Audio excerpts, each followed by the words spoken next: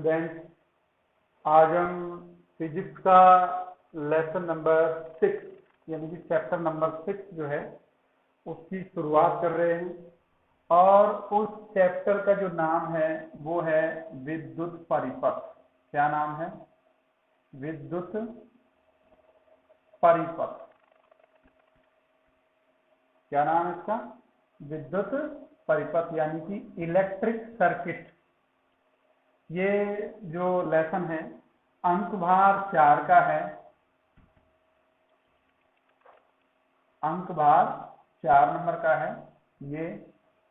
और बेसिकली ये जो लेसन है किरचॉफ के नियम से इसकी शुरुआत है और अंत तक इसमें जो सीनियर क्लास में अपनी 12वीं क्लास में टोटल प्रैक्टिकल है। यानी ये समझ लीजिए कि इस लेसन को मैं पढ़ा रहा हूँ आपको, तो ये लेसन जो है पूरा प्रैक्टिकल पर आधारित है। यानी कि समझ लीजिए यदि आपको ये लेसन पढ़ाया जा रहा है तो समझ लीजिए कि आपको एक प्रैक्टिकल आपका कंपलसरी करवा दिया गया है।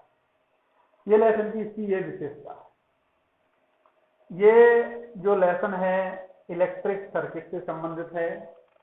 इस लेसन में अंक भार 4 के जो क्वेश्चन हैं वो इस प्रकार से 2 बार राजस्थान बोर्ड में आए हैं। 2 बार न्यूमेरिकल पूछे गए हैं 2-2 नंबर के, और 1 बार 4 नंबर का क्वेश्चन आया। और पिछले साल यानी कि 2019 में जो इसमें से क्वेश्चन आया था वो एक नियम पढ़ाऊंगा मैं आपको, किरचॉफ का नियम, जो धारा और वोल्ट का दोनों के लिए है। तो वो जो नियम है उस पर आधारित उसके अनुप्रयोग हैं व्हीटस्टोन सेतु में, तो वो भी पढ़ाऊंगा। उसके बाद मीटर सेतु पढ़ाएंगे, फिर व्हीटस्टोन सेतु के बाद। अब वो जो लेसन है वो जो आपका इसमें से जो सवाल आया था पिछले साल वो एक न्यूमेरिकल आया था और कहीं से भी लेसन को उसने टच नहीं किया था। व्हीटस्टोन सेतु पर आधारित क्या आया था? इसमें से एक न्यूमेरिकल आया था। वो इस प्रकार से रहता है, इस प्रकार।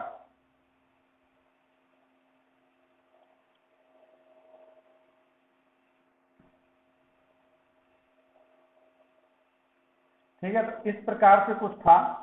तो उसमें न्यूमेरिकल पूछा गया था कि साहब इसमें जो मान थे वो दे दिए थे, प्रतिरोध के मान दे दिए थे, अज्ञात प्रतिरोध एस का मान उसमें पूछा था। पी क्यू आर एस होते हैं इसमें, तो वो सारी चीजें इसमें पूछी गई थी। व्हीटस्टोन सेतु का कुल मिला के इसमें से न्यूमेरिकल और 4 नंबर का एक ही आया था, छोटा सा था न्यूमेरिकल। आपको पता है कैलकुलेशन कम करनी पड़ती है और नंबर 6 मिलते हैं, नंबर पूरे मिलते हैं। तो अब हम इस लेसन की शुरुआत करते हैं। अंक भार 4 का है, इंपॉर्टेंट लेसन है प्रैक्टिकल की दृष्टि से भी और थ्योरेटिकल की दृष्टि से। इस लेसन में सबसे पहले अपन पढ़ेंगे एक वैज्ञानिक हुए जिन्होंने अपने जो सिद्धांत हैं वो 1842 ईस्वी में दिए। 1842 ईस्वी में दिए और इस वैज्ञानिक का नाम था किरचॉफ था। क्या नाम था उस वैज्ञानिक का? किरचॉफ था। तो किरचॉफ ने इलेक्ट्रिक सर्किट से संबंधित सबसे पहले बातें की थी, इसलिए सबसे पहले ही इसका नियम इस लेसन में है। इसके अनुप्रयोग भी हम इसमें पढ़ेंगे, जैसे कि मैं अभी बात कर रहा था व्हीटस्टोन सेतु की। अब इसने 2 नियम दिए हैं। एक तो नियम है प्रथम नियम,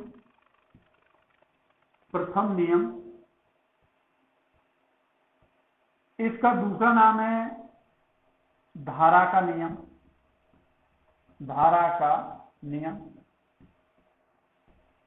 और इसका तीसरा नाम है संधि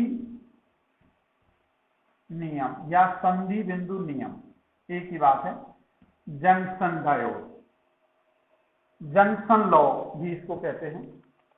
तो ये किरचॉफ जो वैज्ञानिक हुए उन्होंने प्रथम नियम ये दिया। इस नियम में जो याद करने लायक बिंदु है वो संधि का नियम और धारा का नियम। धारा का नियम ज्यादा याद रखना है क्योंकि नियमों को सिर्फ धारा और वोल्टेज से ही, वोल्टता से ही पहचाना जाता है। तो धारा का नियम दिया पहले, और इस धारा के नियम को क्या कहते हैं? संधि नियम या जंक्शन लॉ, संधि बिंदु नियम भी इसको कह सकते हैं। इसके बाद इसमें है कि ये जो किरचॉफ ने नियम दिए, प्रथम जो दूसरा नियम था, सेकंड नियम इसका जो द्वितीय नियम भी कहते हैं, और ये वोल्टता से संबंधित है, यानी कि वोल्टता का नियम। और ये जो नियम है ये बहुत अच्छा नियम है इसका, इस प्रथम नियम से भी बहुत इंपॉर्टेंट नियम है, और ज्यादातर स्थितियों में इस पर ही न्यूमेरिकल आते हैं और इसको ही डेरिवेशन टाइप में वो पूछता है। फर्स्ट नियम को कभी कभार पूछता है, आज तक राजस्थान में मेरे ख्याल से एक आध बार पूछा होगा, वरना सेकंड जो नियम है उसी पर न्यूमेरिकल आते हैं आपके आईआईटी वगैरह में भी, और यहाँ भी स्थितियां 12th क्लास में भी यहीं से न्यूमेरिकल और इसी को थ्योरेटिकल में पूछता है। अब अपन यानी कि दो नियम इसके, प्रथम नियम धारा का नियम कहते हैं और दूसरे नियम क्या कहते हैं, वोल्टता का नियम। तो ये दोनों चीजें आप आधे नंबर के लिए याद रखेंगे। प्रथम नियम को क्या कहते हैं, धारा का नियम कहते हैं, और द्वितीय नियम को क्या कहते हैं, वोल्टता का नियम भी कहा जाता है। इसे केसीएल कहते हैं, किरचॉफ करंट लॉ, और इसे केवीएल कहते हैं। केवीएल मतलब किरचॉफ वोल्टेज लॉ। इन्हें पुनः सुन लीजिए। प्रथम नियम को केसीएल कहते हैं, केसीएल मतलब किरचॉफ करंट लॉ, और सेकंड जो नियम है इसे केवीएल कहते हैं, किरचॉफ वोल्टेज लॉ। ये आप याद रखेंगे दोनों चीजें। आगे हम इसमें पढ़ने का प्रयास करते हैं इस नियम में, क्योंकि पिछले करीब 2 साल से किरचॉफ का कोई भी नियम पूछा नहीं गया है। तो अब हम इस चैप्टर में यानी कि इलेक्ट्रिक सर्किट जो लेसन नंबर 6 हमारा, उसमें पढ़ने का प्रयास करेंगे किसको,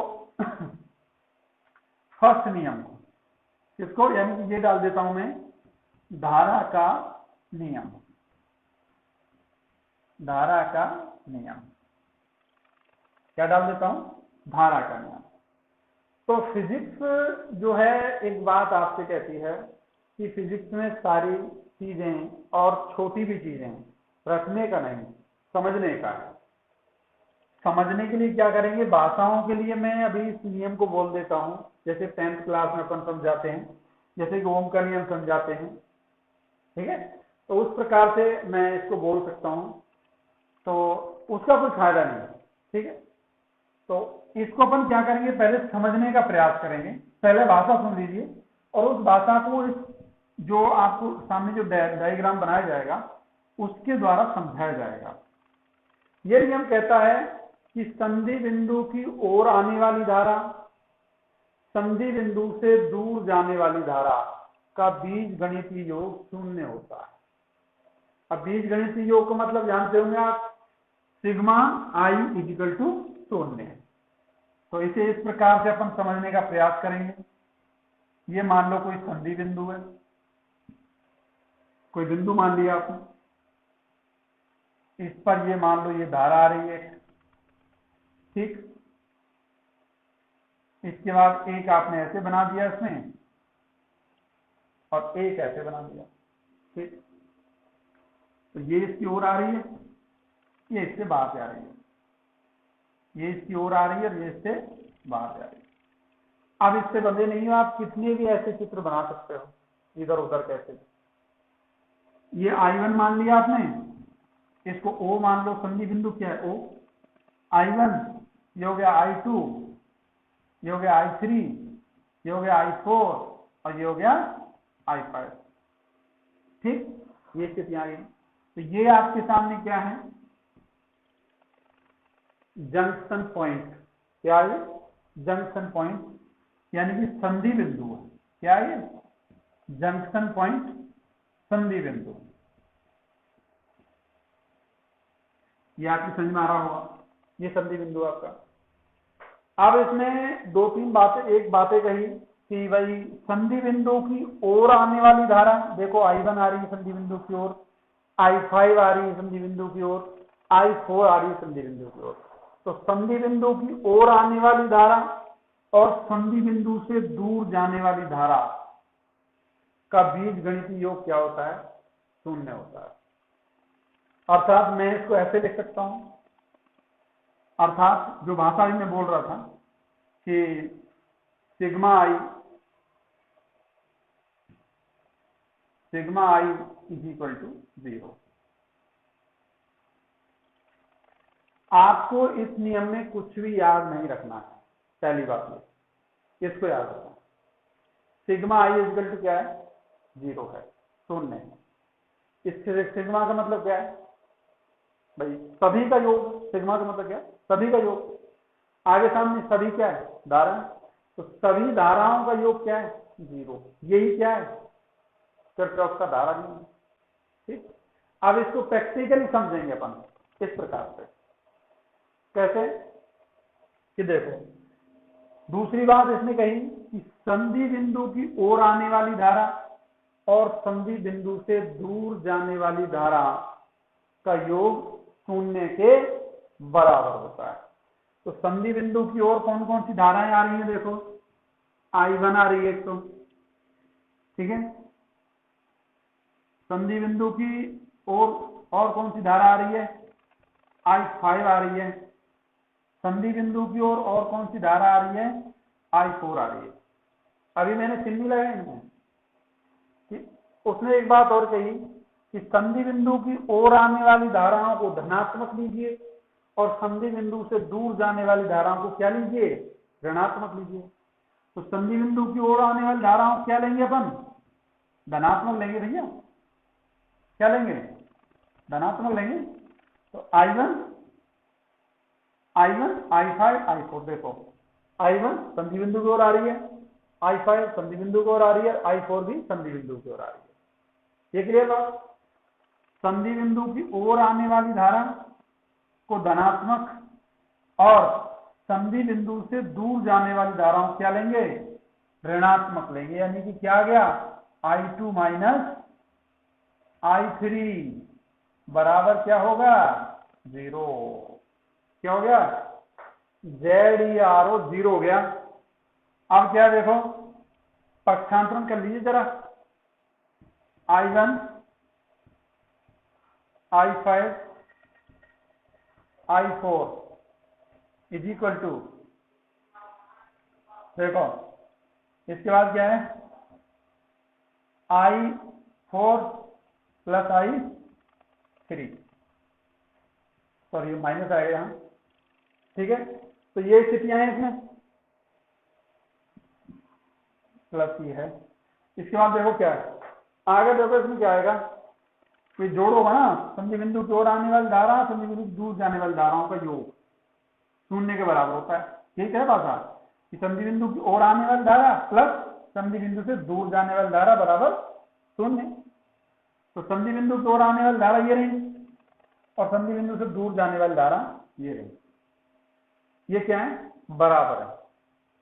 यानी यहां क्या लिख देंगे? आने वाली धारा, आने वाली धारा और इज इक्वल टू जाने वाली धारा। कहां से जा रही है? संधि बिंदु से जाने वाली धारा। ये बात समझ आई आपको? तो यही क्या है? इसका किरचॉफ का प्रथम नियम है। अब स्थितियां इस प्रकार हैं इसमें कि हमने आपको समझाया कि संधि बिंदु समझ में आएगी आपको। ये संधि बिंदु है, धाराएं आ रही हैं, यहां से जा रही हैं। यानी कि आपको मोस्टली इसमें क्या याद रखना है? सिग्मा आई। क्या याद रखना है? सिग्मा आई को याद रखना है कि सिग्मा आई इक्वल टू क्या होता है? 0। और प्रथम नियम क्या होगा इसका? खत्म हो जाएगा। आगे चलते हैं, देखो स्थितियां क्या हैं, थोड़ा सा आगे और बढ़ते हैं इसमें। अब इसमें एक बात ये कह रहा है कि संधि बिंदु की ओर आ रही धाराएं, संधि बिंदु की ओर आ रही धाराएं और संधि बिंदु से जा रही धाराएं। ठीक, जितनी धाराएं आ रही हैं, जितने मान की उतने मान की बाहर जा रही है। ठीक, तो इसलिए क्या है? ये किरचॉफ का प्रथम नियम आवेश संरक्षण पर आधारित है। किस पर है? आवेश संरक्षण। आवेश संरक्षण पर आधारित है। अतः आवेश संरक्षण पर जब आधारित है तो इस नियम में इस प्रकार आवेश संरक्षण नियम पर आधारित है। तो आवेश संरक्षण नियम में क्या है? आवेश संरक्षण नियम ये है कि यदि कोई विद्युत परिपथ है, क्या है? कोई विद्युत परिपथ है, तो उसमें जो आवेश है वह न तो उत्पन्न होता है और न ही क्या होता है? संचित होता है। न तो आवेश उत्पन्न होता है और न ही संचित रहता है। न तो आवेश उत्पन्न होगा और न तो आवेश उत्पन्न होगा और न ही संचित होगा।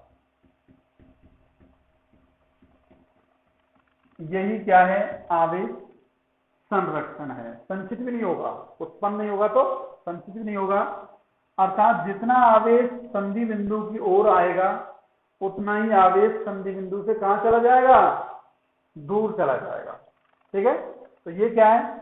वही स्थितियां देख लो, बिल्कुल वही उसी पर आधारित है। इसकी याद रखना, ये बहुत अच्छी चीज है। पूछ लेता है कि किरचॉफ का जो प्रथम नियम है वो किस पर आधारित है? तो आवेश संरक्षण पर है। पूछ सकता है आवेश संरक्षण क्या है। वैसे आवेश जब हम आप पढ़ाएंगे तो इसको विस्तार से कराएंगे, इसको आवेश संरक्षण क्या है, इसका डेरिवेशन भी कराएंगे। तो अब यहाँ आवेश संरक्षण का उपयोग किया है किरचॉफ ने। संधि बिंदु की ओर आ रही है धाराएं, बराबर संधि बिंदु से दूर जा रही है धारा, यानी ये I3 था शायद और ये I2 था। ठीक, ये थी, ये स्थिति आप समझ आई। यानी कि आवेश संरक्षण नियम के अनुसार क्या है? आवेश को न तो उत्पन्न किया जा सकता है, नहीं संचित किया जा सकता है। अर्थात जितना आवेश आता है, देखो ये आ रहा है I1, I5, I4, ये आ रहा है और इससे दूर जा रही है। ठीक है, तो संचित नहीं हो रहा, तुरंत जा रहा है बाहर, यानी ना तो अंदर आएगा जितना ही, उतना ही बाहर निकल जाएगा। ये क्या है? आवेश संरक्षण है। तो ये किरचॉफ का जो प्रथम नियम है आपकी समझ में आया होगा। किरचॉफ के प्रथम नियम को धारा का नियम कहते हैं, ये मोस्टली याद रखना। इसे संधि बिंदु नियम भी कहते हैं, जंक्शन लॉ भी कहा जाता है, और यह आवेश संरक्षण पर आधारित है। इसमें मोस्टली आप याद रखेंगे कि जो सिग्मा आई होता है वो सिग्मा आई इक्वल टू क्या होता है? शून्य होता है। यानी कि सभी धाराओं का बीजगणितीय योग, यानी कि आने वाली धारा और जाने वाली धारा का बीजगणितीय योग क्या होता है? शून्य के बराबर होता है। यानी ये कह सकते हैं कि आने वाली धाराओं को धनात्मक लेंगे और जाने वाली धाराओं क्या लेंगे? ऋणात्मक लेंगे। तो ये आपकी बात समझ में आ रही हो। अब सेकंड स्थिति में अपन पढ़ने का प्रयास करते हैं, ये समझ में आपके आ गया होगा, ऐसी हम आशा करते हैं। आगे पढ़ेंगे अपन सेकंड नियम, यानी कि इसका सेकंड लॉ है, सेकंड लॉ ऑफ किरचॉफ, ये पढ़ेंगे। इस नियम को मोस्टली ये इसमें याद रखना है, इसे वोल्टेज नियम भी कहते हैं। क्या कहते हैं? वोल्टेज नियम भी कहते हैं। क्या कहते हैं? वोल्टेज नियम भी कहा जाता है। ये जो नियम है ये इसका एक बेहतरीन नियम है, बेहतरीन कहा जा सकता है इसको। इस नियम में याद करने लायक, रटने लायक कुछ भी नहीं है। लोग इसको, इसकी जो भाषा है उसको रटवाते हैं लोगों को। ऐसे आपको रटनी नहीं है चीजें, उनको समझना है। आप इस नियम में समझने का प्रयास करेंगे। Sigma E is equal to sigma E plus लगा दीजिए, चाहो तो सिग्मा ई प्लस लगा लो, और नहीं तो क्या कर लो? बराबर कर लो। बराबर जीरो करना पड़ेगा, वही सिस्टम है। सिग्मा ई प्लस सिग्मा, या बराबर कर लो, चलो sigma E is equal to sigma I R. Sigma E is equal to क्या है? Sigma I R. अब भैया ये तो आप जानते हो सिग्मा है, क्या है ये? सिग्मा, यानी कि ये, इसे हिंदी में क्या कहेंगे? बीज गणितीय योग। ये भी सिग्मा है। अरे ये क्या भाई? ये क्या है? EMF। क्या है ये? Electro motive force. Electromotive force है। आई क्या भाई? करंट है। क्या है? करंट। क्या है ये? और ये क्या है? रेजिस्टेंस। क्या है ये? रेजिस्टेंस, प्रतिरोध। ठीक, तो ये स्थिति है। ये है किरचॉफ का कौन सा नियम? सेकंड नियम। इसमें क्या है देखो, एक सीधी सी भाषा में, यदि आपको कुछ भी याद नहीं रहता इसमें, भाषा इसको अभी बताऊंगा भाषा क्या है इसकी, इसको समझ लीजिए जरा, क्योंकि भाषा रखते भी नहीं है स्टूडेंट और उनको याद होती भी नहीं है, सिर्फ थियोरेटिकल पोर्शन है उसको ज्यादा याद रख पाते हैं हम। तो मुझे भी ये याद है, sigma E is equal to sigma I R, यानी कि विद्युत वाहक बल का बीजगणितीय योग धारा और प्रतिरोध के बीजगणितीय योग के क्या होता है? बराबर होता है। ये भी बात तो सही है। विद्युत वाहक बल का बीजगणितीय योग धारा और प्रतिरोध के गुणनफल के बीजगणितीय योग के क्या होता है? बराबर। गुणा है ना दोनों में बीच में, यहाँ गुणन का चिन्ह, इसलिए गुणा लेंगे अपन। एक बार पुनः सुनेंगे। विद्युत वाहक बल और विद्युत धारा तथा प्रतिरोध के गुणनफल के बीजगणितीय योग, यानी कि इस प्रकार से आप याद करिए इसको कि जो विद्युत वाहक बल है वो उसका योग किसके बराबर है? धारा और प्रतिरोध के गुणनफल के बीजगणितीय योग के बराबर। या समझ में आ रहा होगा। अब इसमें स्थितियां क्या हैं? अब देखो, इसकी भाषा समझने का अपन क्या करते हैं? प्रयास करते हैं। क्या करते हैं? भाषा समझने का प्रयास करते हैं। आप इसे याद रखना, sigma E is equal to sigma I R. Sigma E is equal to क्या है? Sigma I R. इसको यहां लिख देते हैं, इसे याद रहेगा। क्या रहेगा? याद रहेगा, सिग्मा आई आर। काम की चीज है ये।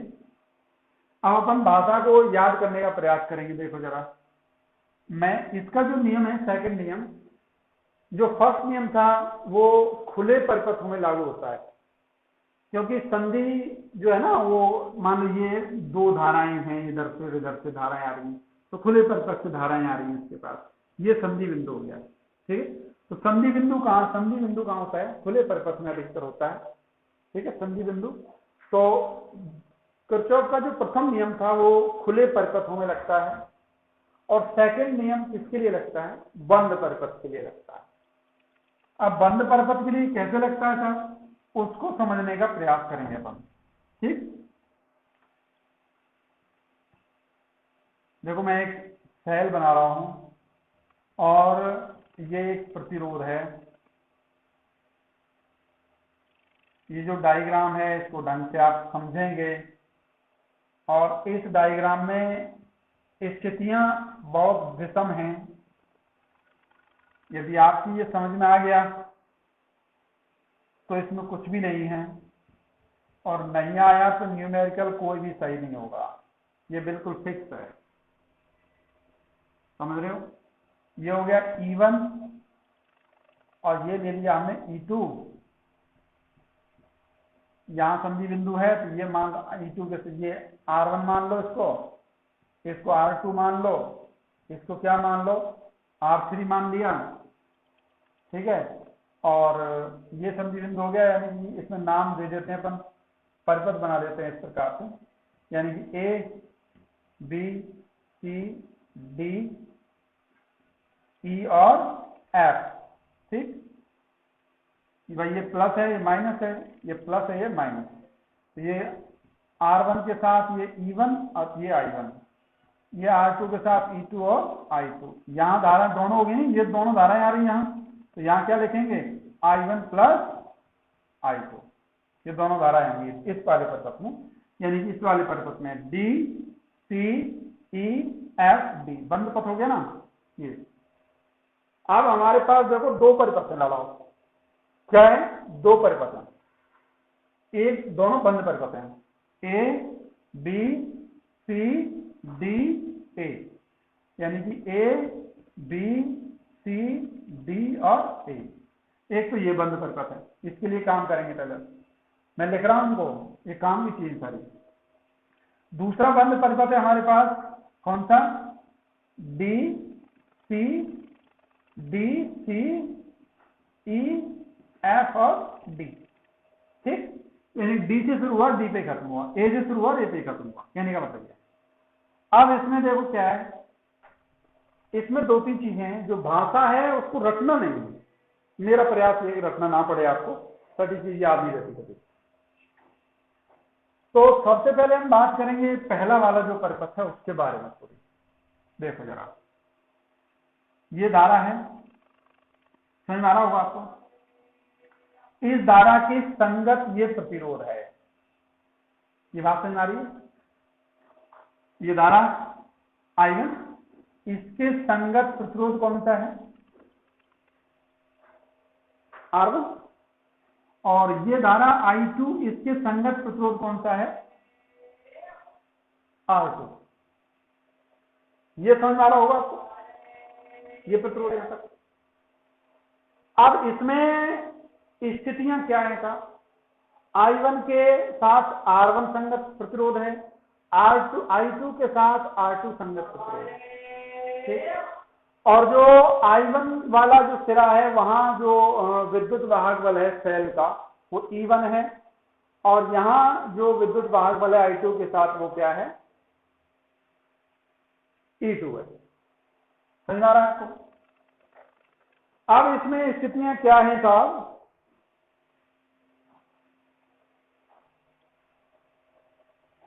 अब ये विद्युत परिपथ है, भाषा को समझना जरा, विद्युत परिपथ है, किसी, भाषा लिख रहा हूं मैं पहले, किसी विद्युत परिपथ, किसी विद्युत परिपथ, किसी विद्युत परिपथ के बंद पास के विभिन्न, किसी विद्युत परिपथ के बंद पास के विभिन्न, किसी विद्युत परिपथ के बंद पास के विभिन्न भागों में, समझना इस बात को, भागों में प्रवाहित होने वाली, मैं एक चीज को क्लियर करूंगा, प्रवाहित होने वाली धाराओं, अब यही रुक जाते हैं अपन, धाराओं। देखो कह रहा है किसी विद्युत परिपथ के, भाई विद्युत परिपथ है हमारे पास, ये धाराएं दे रही, सही बात है, ठीक बात। विद्युत परिपथ के बंद पास, भाई बंद है पूरा, देख लो पूरे समझी बिंदु बने, चारों तरफ से बंद है, यहां तक बात समझ में आई। एक बात और समझ लो, देखो इसको दो प्रकार से कह सकते हैं, बंद पथ कह सकते हैं, बंद पथ, बंद जाल कह सकते हैं, और बंद पास कह सकते हैं, जो आपको याद रह जाए, बंद पास कह सकते हैं। बंद तीनों चीजों में से जो आपको याद रह जाए, वैसे फिजिक्स के लिए ज्यादा अच्छा शब्द बंद पास है, तो इसलिए मैंने इस पास को यहां लिखा है। वैसे आपको ये याद नहीं रहे, इन तीनों में से बंद पथ, बंद जाल, बंद पास, तीनों एक ही चीजें हैं। किसी विद्युत परिपथ के बंद पास के, बंद बिल्कुल, पास मतलब जाल एक साइड में, बिल्कुल दो परिपथ बने हुए हैं, समझ में आ रहा होगा आपको। किसी विद्युत परिपथ के बंद पास के विभिन्न भागों में, ये भाग दो भाग हमारे पास हैं, विभिन्न भाग हैं, क्लियर बात। विभिन्न भागों में प्रवाहित होने वाली धाराओं, प्रवाहित होने वाली धाराओं 1 2 3, तो ये भी धारा प्रवाहित होगी I1 + I2। ठीक, विभिन्न भागों में प्रवाहित होने वाली धाराओं एवं उनके संगत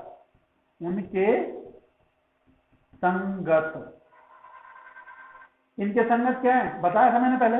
इनके संगत क्या है, ये रहे प्रतिरोध, उनके संगत प्रतिरोधों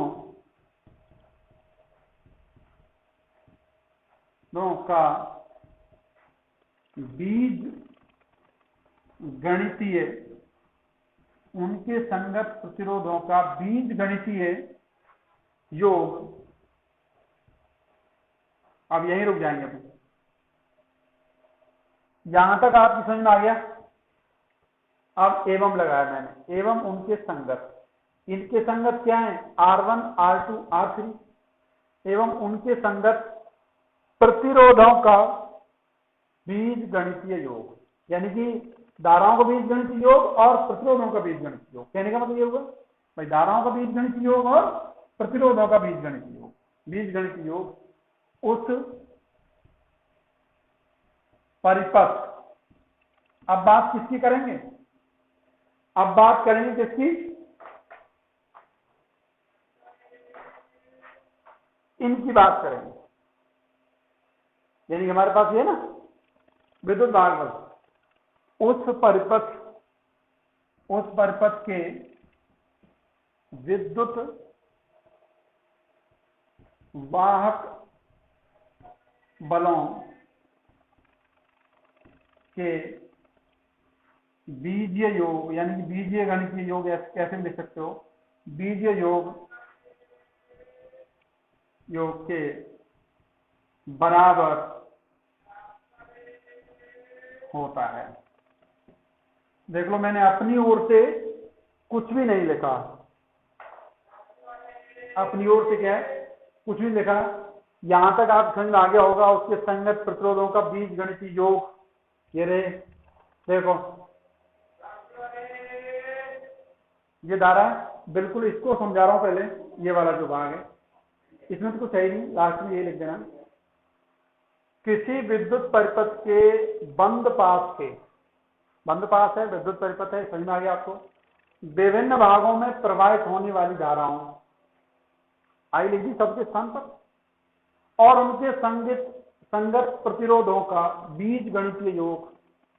ये रहा बीज गणितीय योग, ठीक सभी का सिग्मा। उस परिपथ के विद्युत वाहक बल के बीजीय योग के बराबर होता है। तो ऐसे लिख सकते हो, उस विद्युत परिपथ की बात हुई, जो विद्युत परिपथ है उससे ही काम कर रहे हैं, हमारा चैप्टर ही वो है। उस विद्युत परिपथ के विद्युत वाहक बल के बीजीय योग के बराबर, ये विद्युत वाहक बल। तो ये जो भाषा ये वाली, ये भाषा इस रूप में लिख सकते हो आप। कहने का मतलब क्या है, ये वाली भाषा इस रूप में लिख सकते हो। अगर ये भी मान लो आपको याद नहीं रहती है तो क्या करें साहब, ये एक भाषा फिजिकल भाषा, हमें याद नहीं रहेगा साहब, बंद परिपथ कैसे याद रखेंगे, बंद पास हमें याद नहीं रहेगा, तो ये आप याद रखो। देखिए ये जो वाली भाषा है कि जो आपका विद्युत वाहक बल है, विद्युत वाहक बल का बीज गणितीय योग धारा और प्रतिरोध के गुणनफल के बीज गणितीय योग के बराबर होता है। ये आप याद रखेंगे। आशा है, मुझे आशा है कि आपके ये चीजें अब तक जो नियम मैंने ये बताया, सेकंड नियम इंपोर्टेंट नियम है, समझ में आ गया होगा। समझ में क्या हुआ होगा, समझ में आ गया होगा। ठीक है, अब क्या करते हैं आगे चल के, अब आगे चलते हैं अपन इसके गणितीय रूप पर। कैसे चलते हैं, जो कि इंपोर्टेंट है, क्या है इंपोर्टेंट है, गणितीय रूप को समझने का प्रयास करेंगे। हमारे पास था 2-3 चीजें हैं। हमारे पास है सिग्मा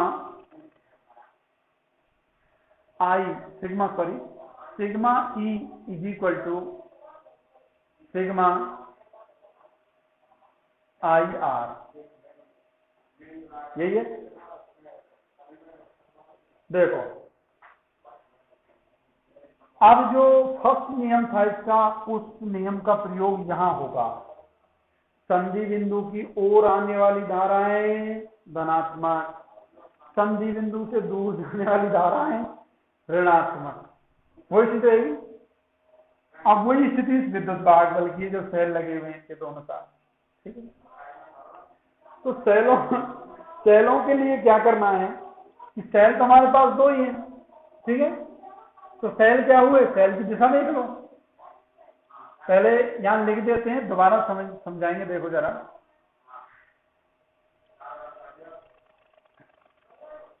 आपके पास है E1 minus E2 is equal to, अब ये कैसे आया पहले इधर वाला समझाएंगे, तब समझ में आएगा। इसके बाद आपके पास है, देखो I1 R1 और I2 R2। अब मुझे नहीं पता यहां क्या चिन्ह आएगा, यहां देखेंगे तब पता करेंगे, तब चिन्ह आएगा। ये बात आपकी समझ में आ गई होगी। यानी कि हम परिपथ, किस परिपथ की ओर चल रहे हैं। ये परिपथ है हमारे पास, बंद पास है A B C D और A। देखो ये A B C D और A, ये फर्स्ट वाला जो परिपथ है हमारे पास, फर्स्ट है परिपथ, और ये कौन सा है, सेकंड।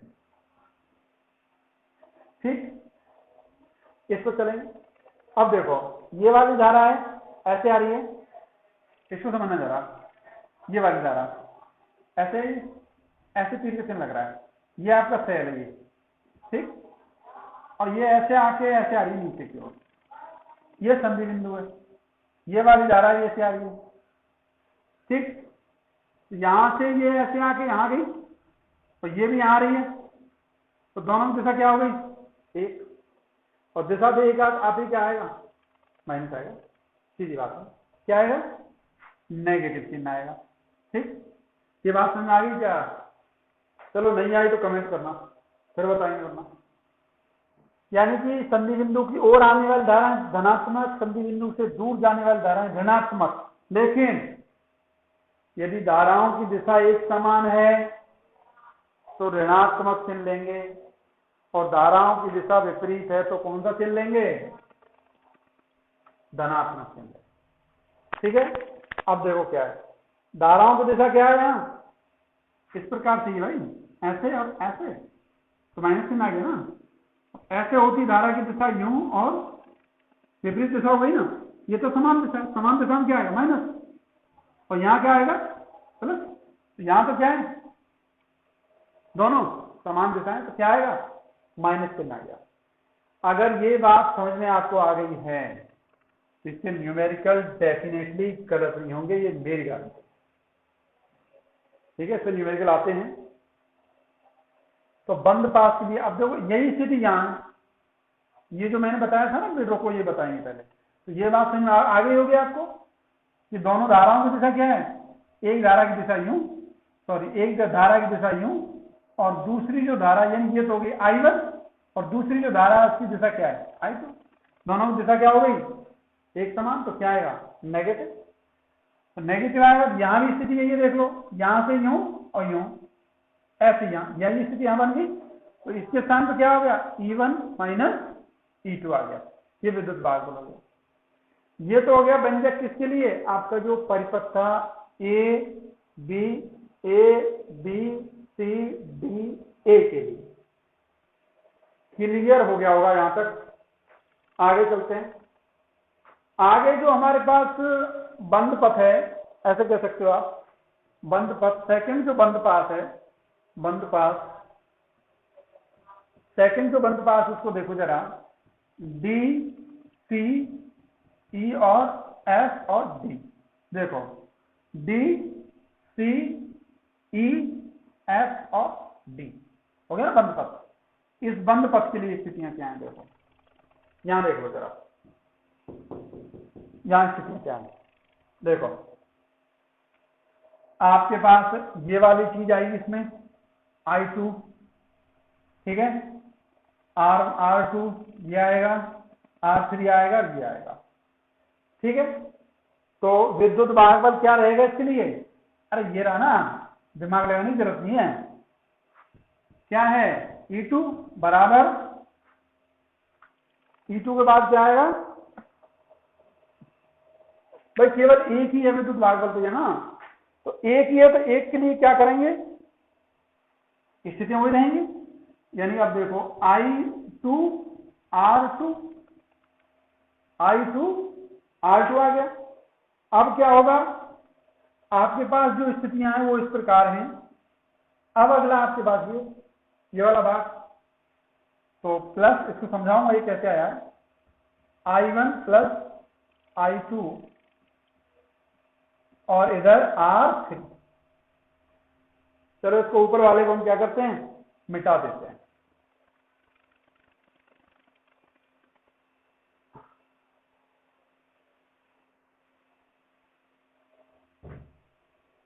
हमारे पास बंद पथ था, सेकंड जो बंद पथ था उसमें इस प्रकार से चीजें थी, ई था एक R2 था,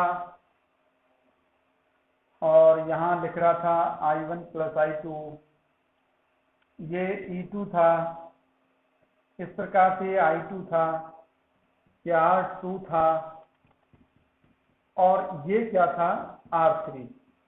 इस प्रकार से आपको ये D और ये C और ये E और ये F लिख रहा होगा, D C E F D, D C E F D। ठीक, ये आपके पास क्या है R3। देखो जरा, आपके पास इस बंद पथ में जो विद्युत वाहक बल है वो सिर्फ एक ही है, अकेला ही है, वन एंड ओनली। क्या लिख दिया आपने, E2 इज इक्वल टू, आपके पास इसकी संगत क्या है, ये दोनों। इस प्रकार उसमें थे ना I1 R1, तो इसी प्रकार I2 R2 इसमें है। ठीक, अब क्या होगा, आगे देखो जरा, आगे यहां गया प्लस आपका, ठीक, और प्लस में ये दोनों धाराएं जो हैं आपकी, यानी कि ऊपर वाली धारा थी ना, इस प्रकार से जो आ रही थी, कौन सी, I1, यानी यहाँ I1 धारा भी आई और I2 भी आई, तो दोनों का क्या हुआ, यहाँ आके इधर से भी और इधर से भी, दोनों का क्या हुआ, योग हुआ ना, दोनों का क्या हुआ, योग हुआ, संधि बिंदु पर आकर मिल गई दोनों धारा। ठीक, तो यहां क्या आ गया, प्लस IR3, इसके संगत ये, इसके संगत ये था।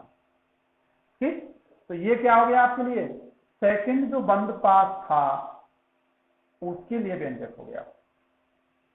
ये क्या है, किरचॉफ के सेकंड नियम यानी कि वोल्टेज नियम का गणितीय विश्लेषण है।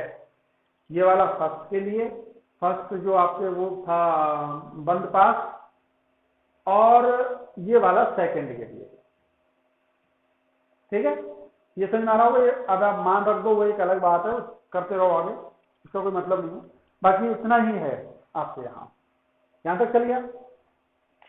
अब स्थितियां क्या हैं कि आपके मन में एक क्वेश्चन उठ रहा होगा कि साहब ये जो क्वेश्चन, ये जो आपने I1 R1 कैसे लगा दिए, ये 1 में क्यों नहीं रखे।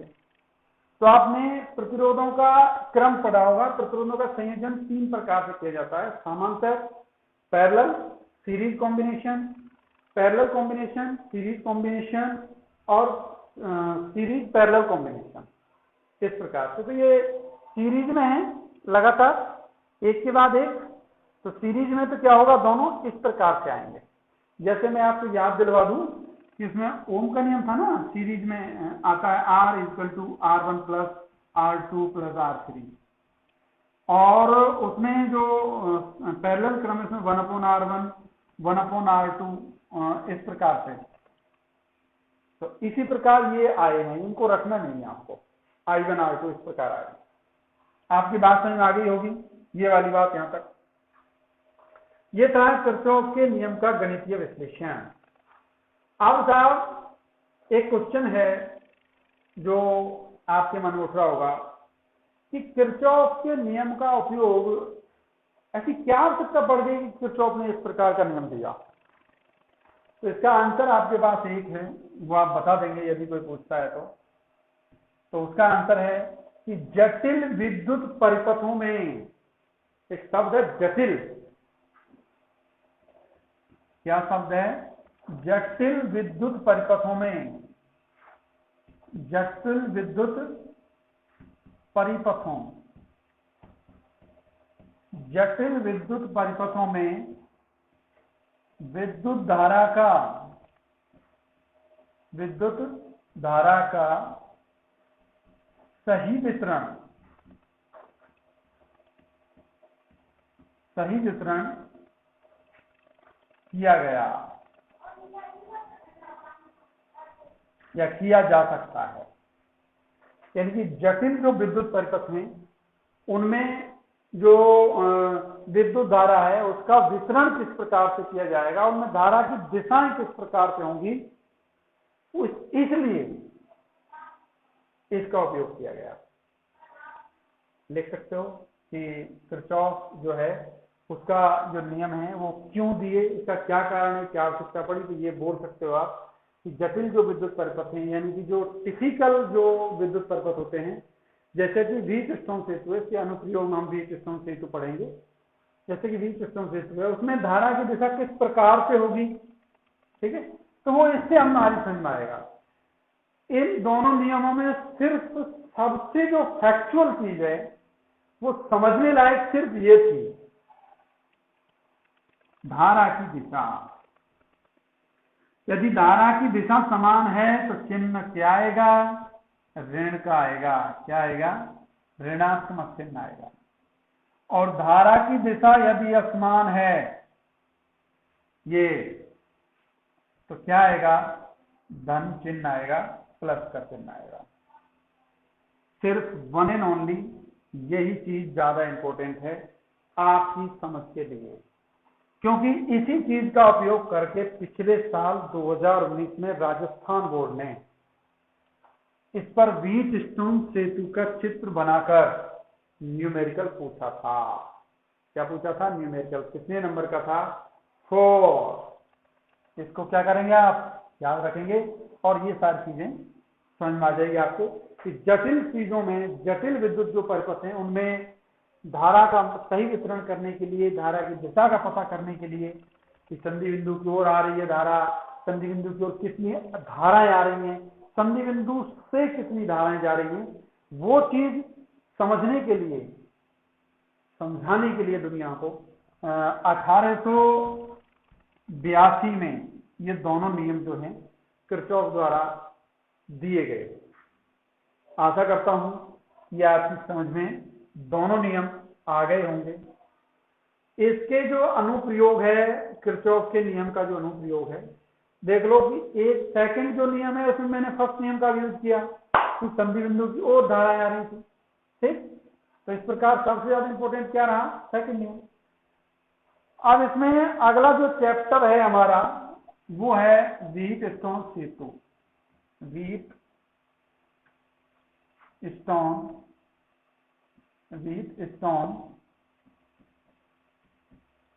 सेतु,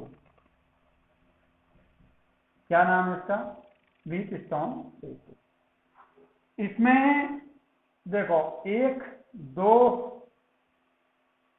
3 और 4, यानी यहां मैं प्रतिरोध जोड़ देता हूं नॉर्मली, ऐसे कच्चा चित्र बना रहा हूं। बेवकूफ चित्र इसे कहते हैं।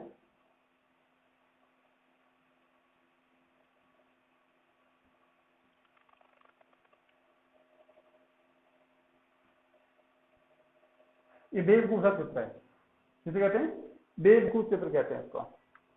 तो ये है, तो P, Q, R और S, ये G लगा हुआ है। गैल्वेनोमीटर, क्या नाम है इसका, बनाऊंगा इसका पक्का चित्र, अगली क्लास में समझाएंगे। मैं इसको बेसिकली बता रहा हूं इसमें है क्या। गैल्वेनोमीटर, क्या कहते हैं इसको, गैल्वेनोमीटर। अब क्वेश्चन उठता है साहब गैल्वेनोमीटर क्या काम करता है। अरे प्रैक्टिकल में काम करता है, धारा का संसूचन करता है। क्या करता है, सूचन। अरे बहुत से लोग बताते हैं धारा का मापन करता है, गलत है बिल्कुल। धारा का क्या करता है, संसूचन। संसूचन का हिंदी अर्थ है कि धारा परिपथ में प्रवाहित हो रही है या नहीं, ये इसका काम है। धारा परिपथ में प्रवाहित हो रही है या नहीं, तो ये संसूचन करता है धारा का गैल्वेनोमीटर, ये बताता है। जी लगा दो, गैलोमीटर को आप ऐसे दर्शाते हो, इस प्रकार से वो होती है इसमें, और यहाँ इसमें इस स्थान पर यहाँ ऐसे करके जी लिखा रहता है, ठीक इस प्रकार से रहता है गैलोमीटर, और अधर तल में रहता है इस प्रकार से। तो गैलोमीटर धारा संशोधित करता है कि पर परसेंट धारा प्रवाहित हो रही है या नहीं।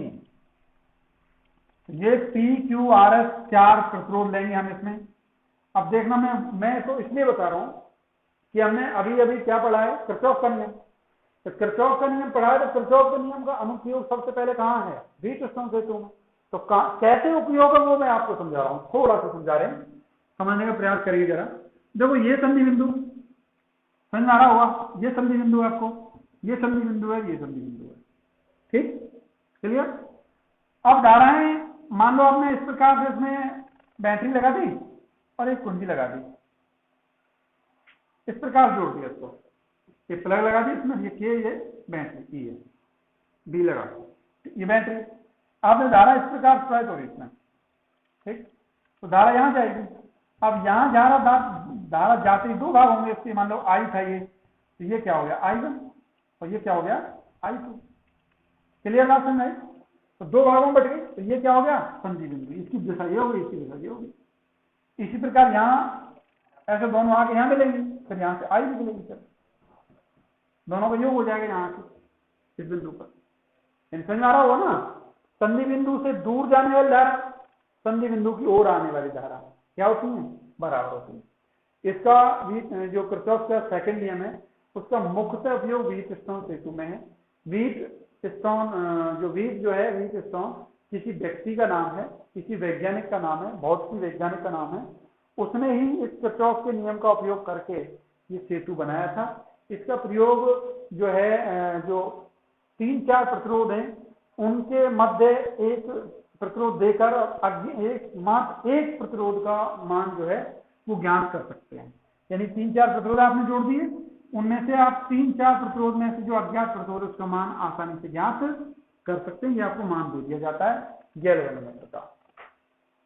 Thank you student.